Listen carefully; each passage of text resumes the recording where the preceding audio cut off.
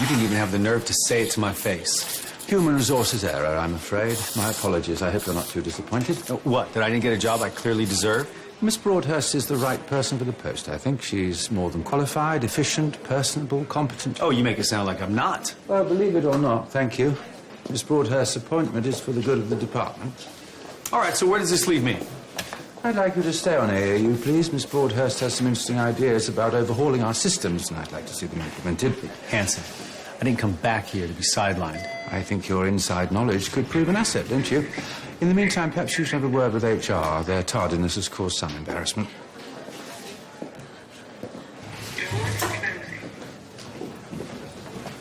Thank you. Ah, Miss Shah. Welcome back. Thank you. Dr. Rauser settling in well? Yes, he's fine. He's in Darwin 1 with Mr. Douglas as we speak. Is he? Well, I'm sure they'll get along famously. Absolutely. Very well.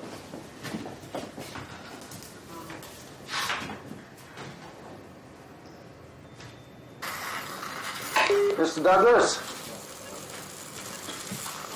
Mr. Hanssen, what can we do for you? And if you mind talking me through the procedure, please. We're attempting to repair bleeds in the patient's thorax. And how did the patient get in this condition? Well, I think Mr. Douglas has his hands full saving the patient's life right now. Dr. Rauser, nice to see you. Pleasure's all mine. Kind. So, Mr. Douglas, the patient presented with... atrial septal defect. There were complications from the first procedure. owing to... Circumstances beyond anyone's control. Even yours, Mr. Hanssen. Well, I do hope that the circumstances are now very much back under control. Yeah. He's going to be fine. Very glad to hear it. I'll leave you to your labours. If you want this to be the best teaching hospital around, then there has to be rules, and there has to be hierarchy, and it has to work. Otherwise, all you have is anarchy. I gave a direct instruction to an F2, and she went behind my back to a registrar and deliberately disobeyed me. With no clinical consequences to the patient's well-being? That's not the point. You really want me to do this? Absolutely. Very well. Yes, well, clearly there have been some differences of opinion regarding procedure and chain of command today, which is regrettable, but since there's no real harm done, I do not propose to take the matter any further. What? Today should have been a perfect opportunity to demonstrate how different approaches across disciplines can lead to a very robust clinical environment. Absolutely. Different approaches only work when they have a rigid support structure. There have to be rules. And there are.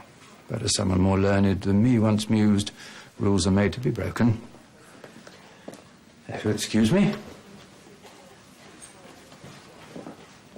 Mr. Hanssen.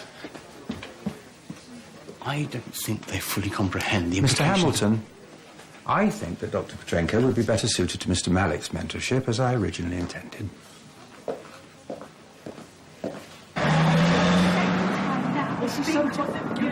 Mr. Douglas, take it the patient pulled through? Yes. Good.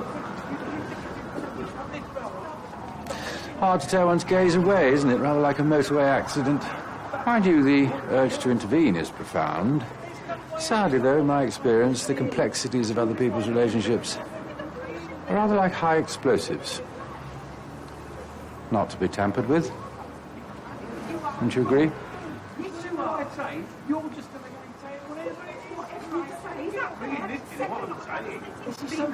You never listen to anything I ever say.